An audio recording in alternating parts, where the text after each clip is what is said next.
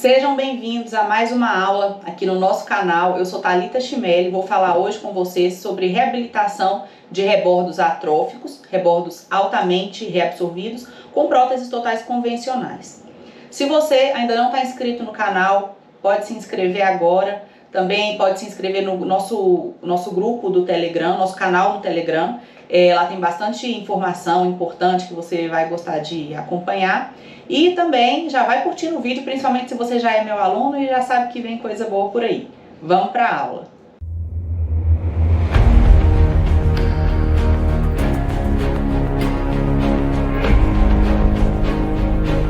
Quando você vai fazer uma prótese total em um paciente, antes de saber com qual material você vai moldar, qual a sequência clínica, qual dente que você vai escolher para o protético usar, antes de qualquer coisa, é muito importante que você conheça a anatomia do rebordo edêntulo.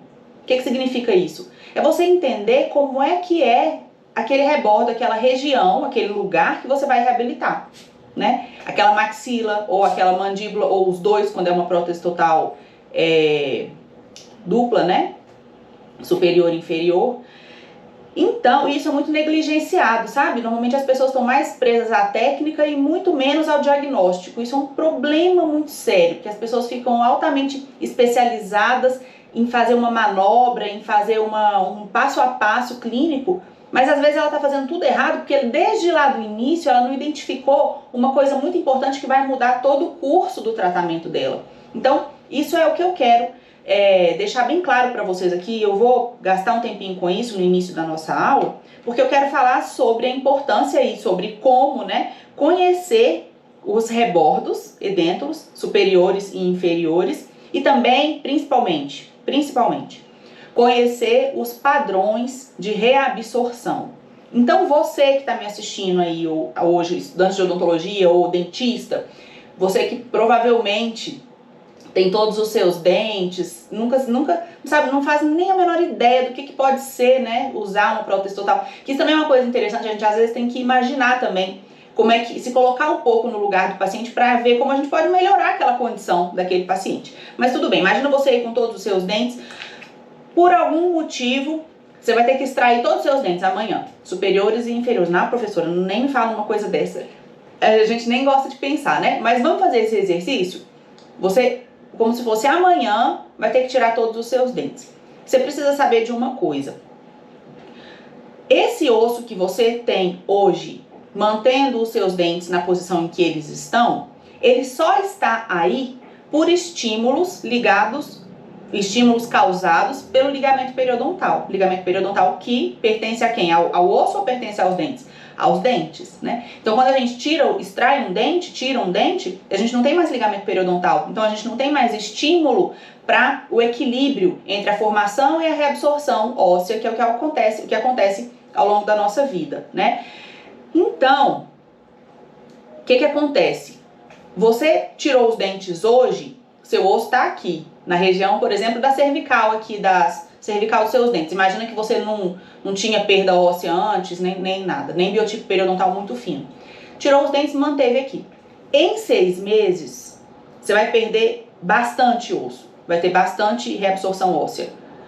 E depois, não, com 6 meses eu já sei que é o tanto que vai reabsorver, pronto. Não, pela vida toda continua. Só que numa progressão bem menor, né? Mas pela vida toda continua essa reabsorção óssea.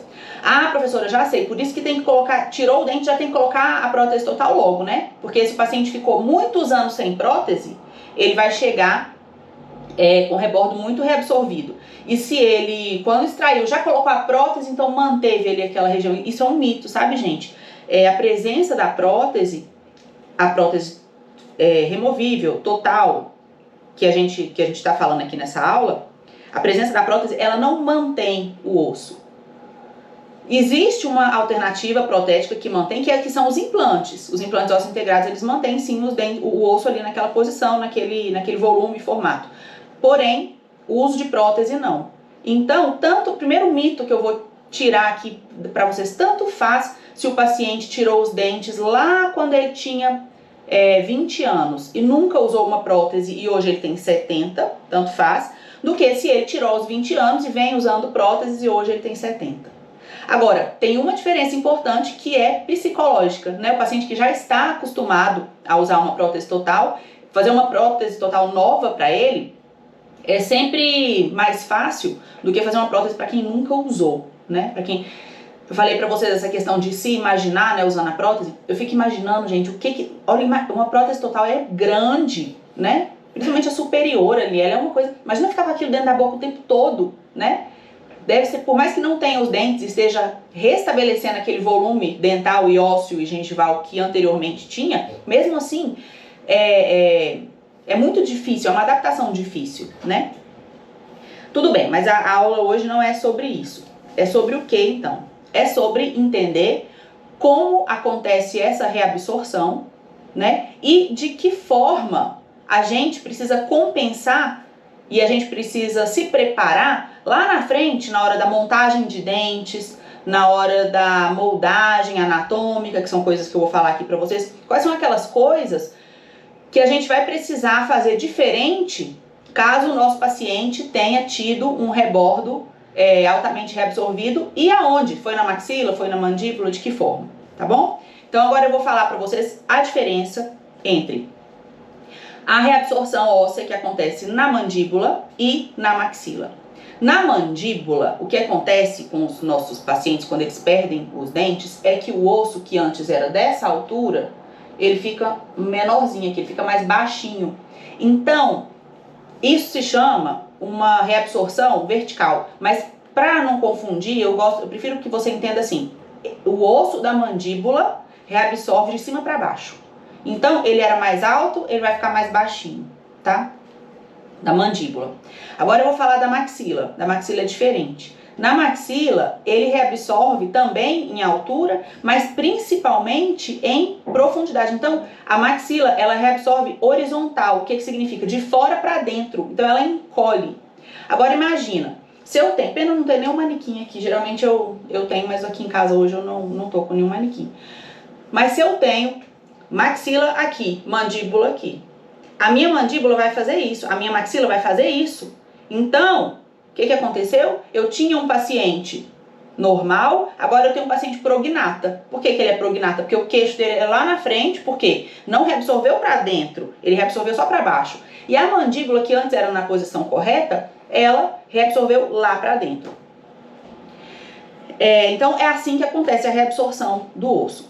E aí, normalmente, vou falar aqui para vocês uma coisa muito importante. Rebordos atróficos, a gente vai tender sempre a reabilitar, sempre que possível, com implantes.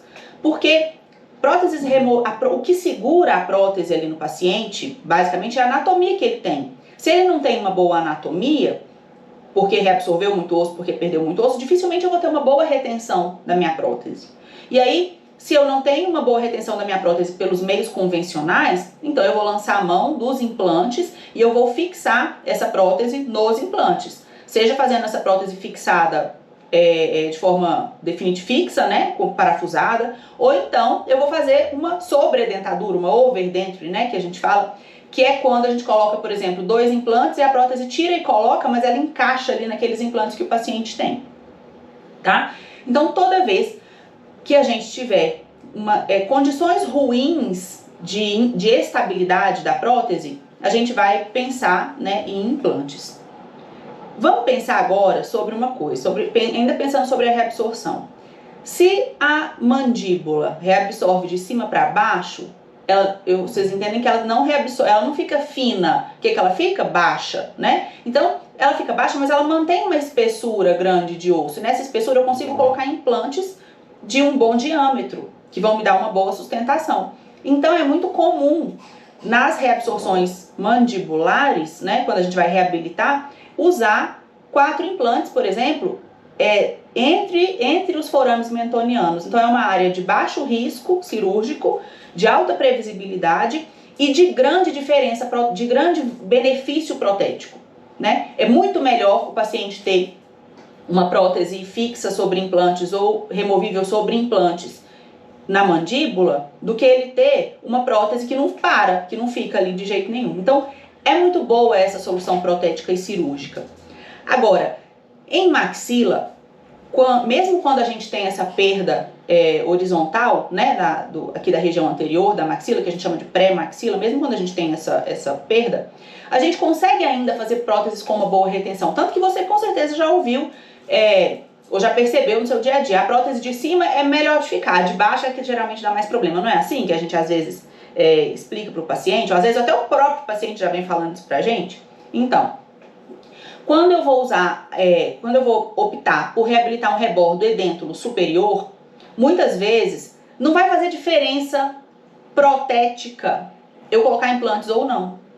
Porque vai ter uma boa retenção, uma excelente retenção, mesmo sendo uma prótese total. E aí prótese total removível. E aí que eu comento com vocês uma coisa, 100% dos meus pacientes que chegam para mim para fazer protocolo, mesmo que ele já tem osso, aí sempre tem alguém que quer fazer carga imediata, porque o outro dentista falou que no outro já sai com os dentes não sei quantas horas, eu sempre sou mais conservadora. Por quê? Eu sempre quero, claro que não é em todos os casos que a gente consegue isso, mas eu sempre prefiro fazer uma boa reabilitação protética, instalar uma boa prótese total nele, para eu ver a posição dos dentes, para eu ver a estética da prótese, né? E aí depois eu duplico aquela prótese que o paciente amou, eu duplico aquela prótese, faço um guia cirúrgico, faço um monte de coisa, né? Que já é outra parte aí da técnica. Então, por que eu tô contando tudo isso? Porque muitas vezes acontece do paciente chegar lá no consultório, vou falar aqui hipoteticamente, ele pagou 5 mil pela prótese. Aí quando ele vê que no protocolo ele vai ter que pagar 20, só pra usar praticamente esteticamente vai ser a mesma prótese, só pra estar parafusada, pra ele não ter que tirar e colocar, ele fala, de jeito nenhum, tá ótimo assim. Ele queria fazer um protocolo, ele queria fazer um implante, porque ele não sabia que prótese total dava pra ficar bonito e confortável como fica. Então, com tudo isso, o que eu quero dizer é o seguinte, em rebordos atróficos, em mandíbula, é mais comum, o risco-benefício de usar de cirurgia, né, é muito mais previsível do que numa maxila, por exemplo, porque na maxila tem a perda óssea, né, então aqui na região anterior, às vezes a gente não tem essa disponibilidade óssea para poder instalar os implantes, e na região posterior, muitas vezes o que acontece não é nem a reabsorção, o que acontece é a pneumatização dos nossos seios maxilares. Então, como é que eu vou colocar um implante e vai aonde? Dentro do seio maxilar? Não tem jeito. Então, eu vou ter que fazer um levantamento de seio, né? Um preenchimento com osso ali dentro do seio maxilar. E isso já é mais complicado, já é mais caro, já é mais demorado, né? Então, por isso, o paciente tem que estar muito ciente do benefício que ele vai ter, do risco que ele vai ter, do custo que ele vai ter, antes de optar, né, por um procedimento cirúrgico ou não, né, por um procedimento com implantes ou simplesmente com a prótese. Então, vocês já entenderam que sim, só duas coisas que eu anotei aqui que eu tinha esquecido de falar para vocês.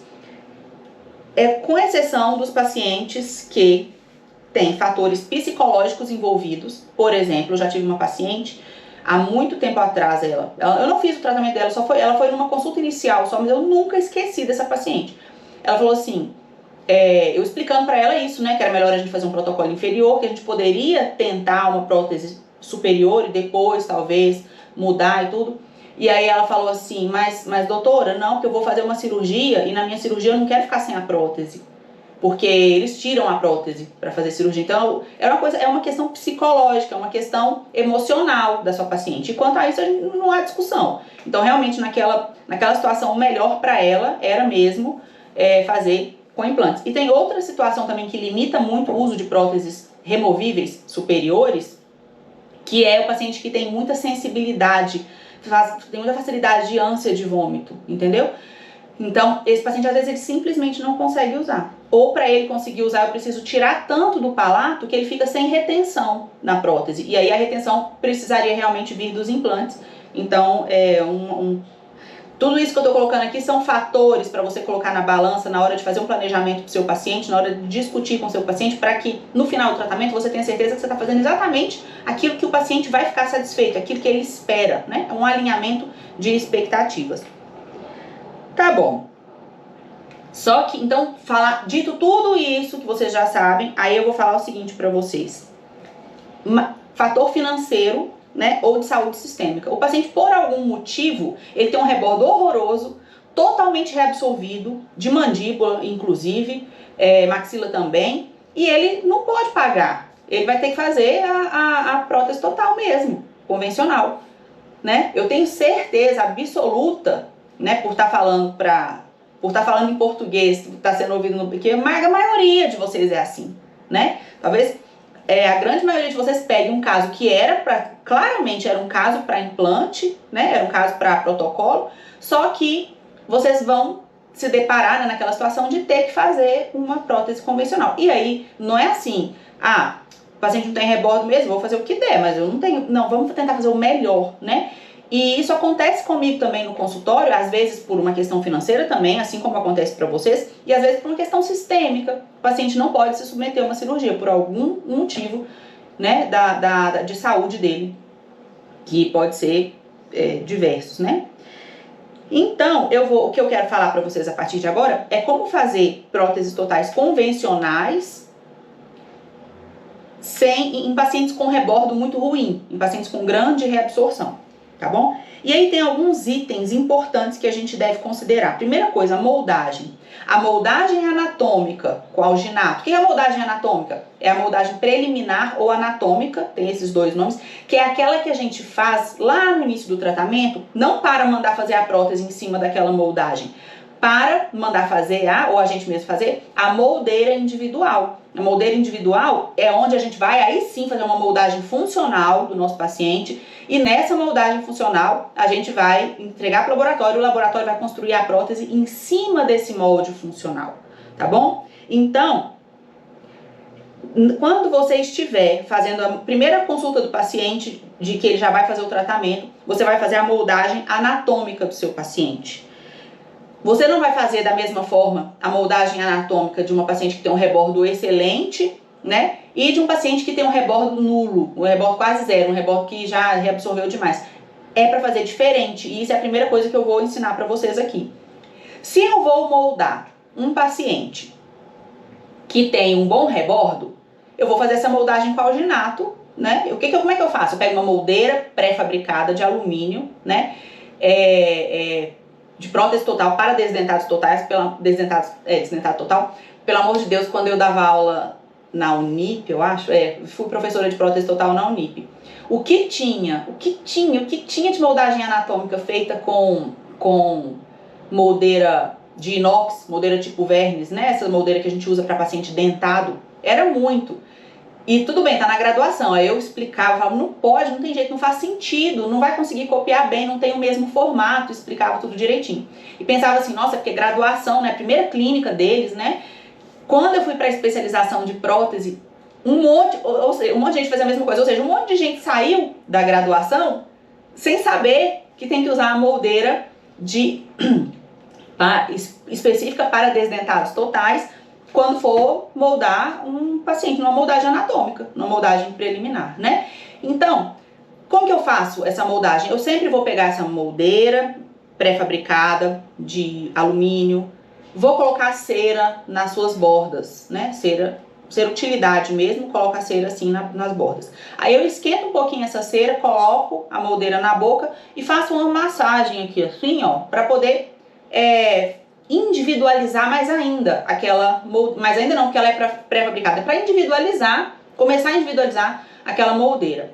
Professora, faz isso em todos os casos? Não, todos não, porque alguns pacientes, quando eu coloco a moldeira já tá tão perfeitinha na boca do paciente que não tem nem espaço para cera. Então, nesse caso, eu não vou colocar. Mas, em muitos casos, é necessário, principalmente quando o paciente tem muito rebordo, se ele tem altura, então a moldeira não chega até o fundo de vestíbulo. E minha intenção na moldagem anatômica é ter certeza que eu vou atingir o fundo de vestíbulo, né? Na funcional também, na moldagem funcional também, mas na anatômica mais ainda. Por quê? Porque eu preciso ver onde é o limite entre o fundo de vestíbulo e a mucosa jugal, porque eu vou construir a minha moldeira individual 2 milímetros aquém do que a região ali de que eu acabei de falar para vocês. Então, se eu vou fazer uma moldagem anatômica e não chegou até o fundo de vestíbulo, não deu certo, eu preciso fazer outra, né? Não tem nem como reembasar, não tem não. Ou tiro o alginato, faço outra moldagem. E aí o que acontece? Então é assim que eu faço com o paciente de rebordo bom. Agora o paciente com rebordo ruim, qual é a dica que eu dou para vocês? O que vocês vão aprender? Em vez de moldar com alginato, você vai moldar com silicona densa. Por quê, professora? Porque você pega uma moldeira, imagina, uma moldeira inferior de mandíbula, né, lógico, para desdentado total. Aí você manipula o alginato, põe o alginato. Leva na boca, põe lá. Primeiro que você não consegue nem encaixar direito a moldeira, porque você não sabe nem mais ou menos onde é que está o rebordo do paciente, porque é tudo liso. É só o assoalho da cavidade bucal e a língua, né? Aí você coloca ali, quando você tira, vê se já não aconteceu isso com você. Quando você tira, tá liso, completamente liso a moldeira aqui por dentro, a sua moldagem. Você fala, meu Deus, eu moldei o quê? Eu não sei nem falar se essa moldagem tá boa ou se não tá. Então, você precisa... Por quê? Porque o alginato é mole, né? Então você precisa de um material que, ao moldar, também vai empurrando o tecido. Porque aí você vai ter mais facilidade de identificar as estruturas, né, o rebordo daquela mandíbula. Isso é muito comum a gente precisar fazer em mandíbula. Em maxila não é tanto, mas pode acontecer também um caso, inclusive a reabsorção, o livro do Teles, que é esse que eu estou usando aqui, ele fala muito isso, ele fala isso em um momento.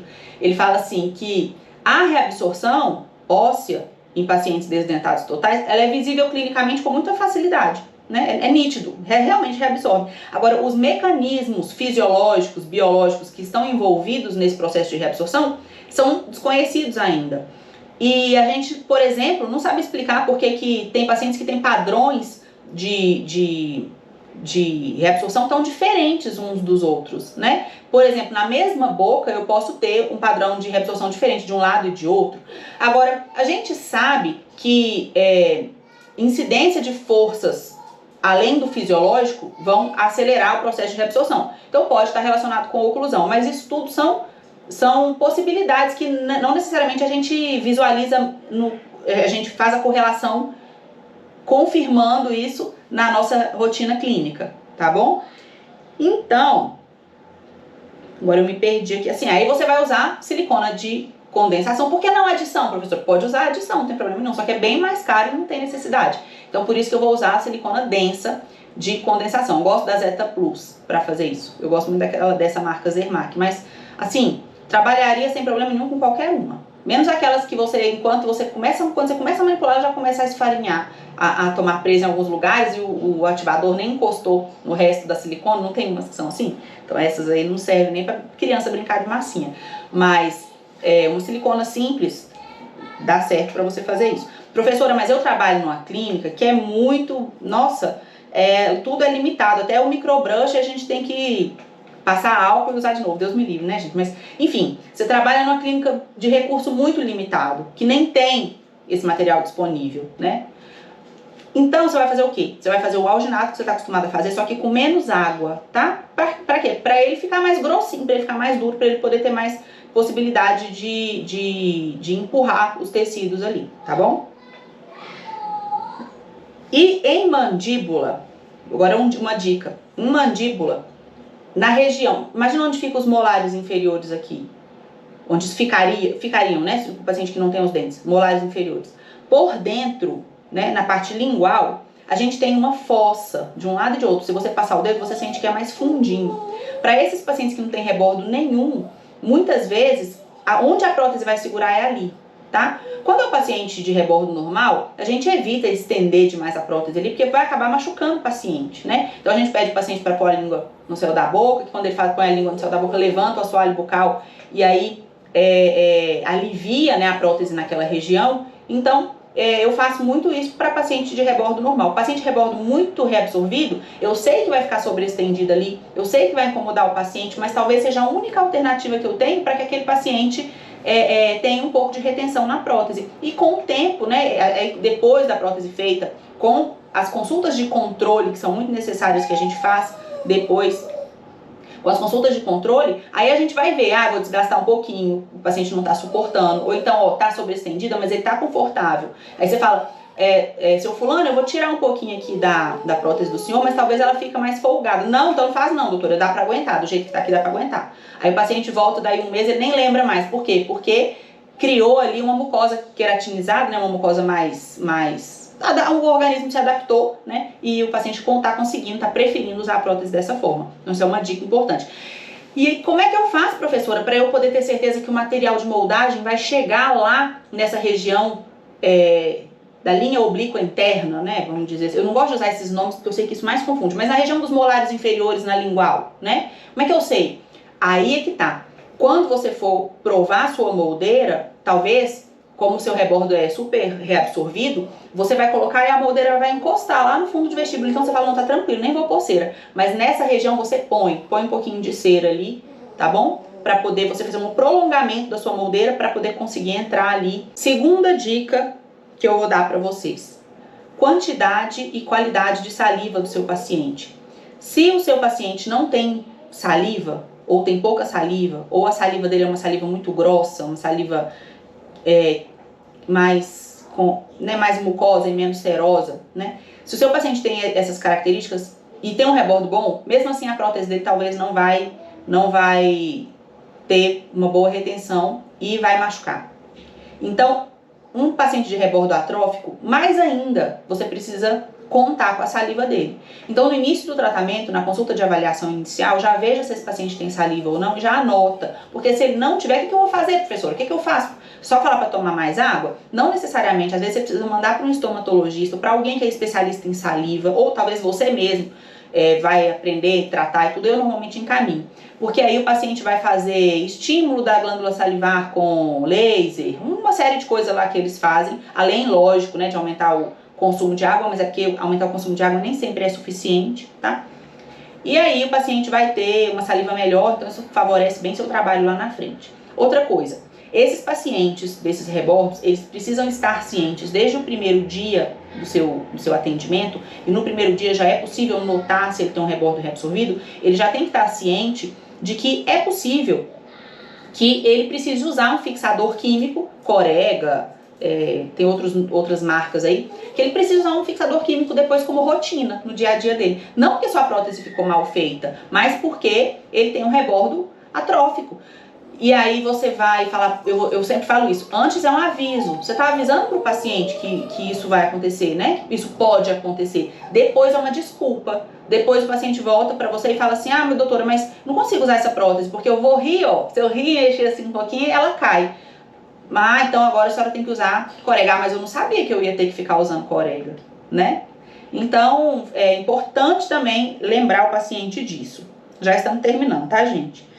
Depois, escolha do material é uma coisa muito importante. Tem pacientes que, pela reabsorção exagerada, às vezes tem o rebordo em lâmina de faca. Sabe lâmina de faca quando ele é bem fininho, aquela gengiva que parece você passa o dedo assim, você sente que é bem fininho.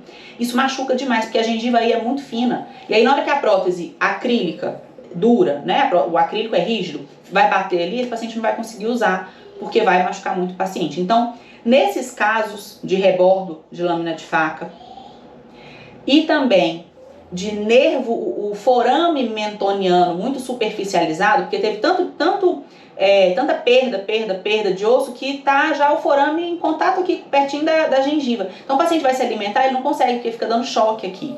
Então nesse caso, você vai colocar a prótese também vai ficar incomodando. Então como é que a gente faz? Para rebordos muito sensíveis, como esses dois casos que eu acabei de falar para vocês. A gente usa um material resiliente, um material mais mole. Professor, eu já sei, aquela prótese flex, né? Não, pelo amor de Deus, aquilo ali não eu pelo menos nunca usei, não tem nenhuma, não vejo vantagem nenhuma de usar, não é isso não. É você fazer a sua prótese, que os dentes têm eficiência mastigatória, ou seja, os dentes são rígidos, né? E a gengiva também, para poder ter estabilidade, só que nas regiões mais delicadas, por dentro, o protético vai acrescentar ali para você material resiliente. Qual material, professor? Como é que eu falo isso com o meu protético? Não tem como eu te falar isso, sabe por quê? Porque a maioria dos protéticos nem conhece uma alternativa para trabalhar assim. Então você vai ter que ver dentro da realidade lá do protético o que ele vai optar por usar, né? E aí vai ver, é o mais protético que vai dá as possibilidades para você discutir com ele, tá bom? E acho que eu já falei tudo que eu queria. Não falei, porque eu não falei o mais importante. O mais importante é o quê? Montagem dos dentes na crista do rebordo. Sabe aquele que eu falei lá no início da aula? Que a maxila, ela reabsorve para dentro e a mandíbula para baixo. Então, no final, fica parecendo que o paciente tem um excesso de mandíbula e deficiência de maxila, mas na verdade ele não tem, porque não é que ele não tem, na verdade ele não tinha. Isso é um produto da reabsorção. Nesses casos, algumas vezes, a gente quer compensar, né, o paciente. O paciente do rebordo normal, e eu vejo que ele tá assim com o queixinho para frente, eu quero colocar a prótese mais bonita, uma senhora para ficar mais jovem e tudo, um rebordo normal, eu coloco uma prótese com os dentes aqui mais para frente, os dentes superiores mais projetados assim para frente, né, com uma flange mais grossa, que eu recupero para essa paciente o rebordo, o suporte labial, coloco os dentes na posição certa, deixo ela do jeito que ela era antes. Então, dá certo. Agora, um rebordo muito atrófico, cuidado com isso de montar os dentes fora da crista do rebordo. Porque o paciente morde aqui, ó, na hora que ele tocar aqui, os anteriores, na hora que ele tocar, a prótese vai soltar lá atrás. Por quê? Porque você fez uma alavanca. Agora, se ele toca aqui e o dente está rente ao rebordo, a força, né, o vetor de força é perpendicular ao rebordo, não é lateral, então não vai fazer esse deslocamento, tá?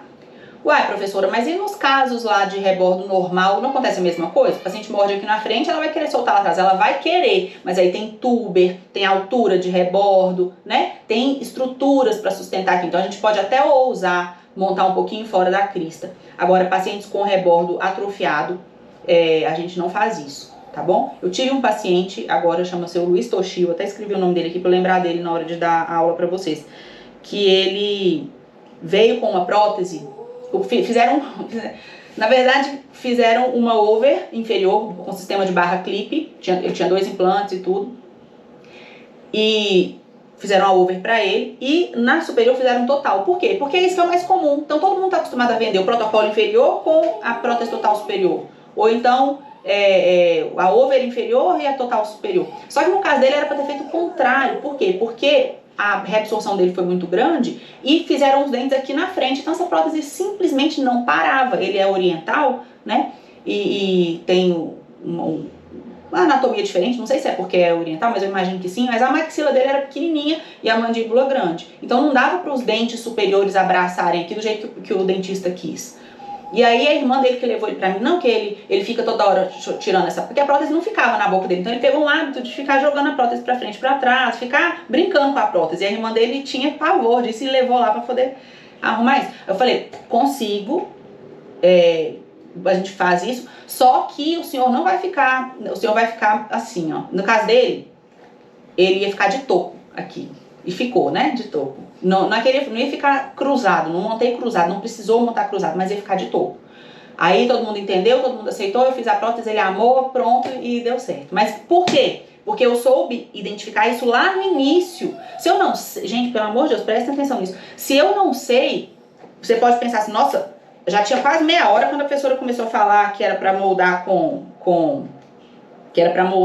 silicone de condensação, que era para ver a qualidade da saliva e o nervo mentoniano, as coisas práticas que a gente tem que saber, né? Então eu só comecei a aproveitar essa aula lá. Não, porque esse paciente, esse caso difícil, que eu cobrei caríssimo e muito justo pelo trabalho que eu entreguei, eu só consegui fazer isso, não é porque eu sei fazer uma técnica, é porque eu soube ver lá na frente, eu soube diagnosticar, eu sei como funcionam as reabsorções, eu sei como funciona a inserção, a incidência de forças numa prótese, né? E é isso que me deu condições de resolver o problema do paciente. Então não negligenciem a parte conceitual de nada, nem de prótese, nem de, sei lá, outra especialidade que você faça, e nada na sua vida, tá bom? Nunca queira saber só o passo a passo, quero saber só como é que faz. Não seja assim, porque aí você vai ser igual a todo mundo, né? E ter os resultados que todo mundo tem.